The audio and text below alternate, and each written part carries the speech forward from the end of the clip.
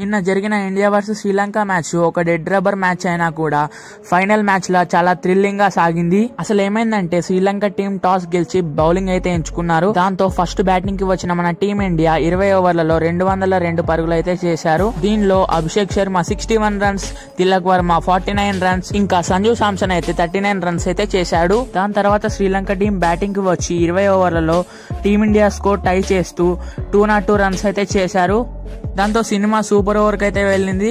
Sri Lanka team first batting చేస్తూ 5 బాళ్లలో 2 runs అయితే చేశారు. ఇంకా 2 వికెట్స్ కోల్పోయారు. మనమైతే హర్షదీప్ సింగ్ కి థ్యాంక్స్ చెప్పుకోవాలి. ఎందుకంటే హర్షదీప్ సింగ్ చాలా టైట్ బౌలింగ్ చేసి శ్రీలంక టీం ని కట్టడి చేశాడు.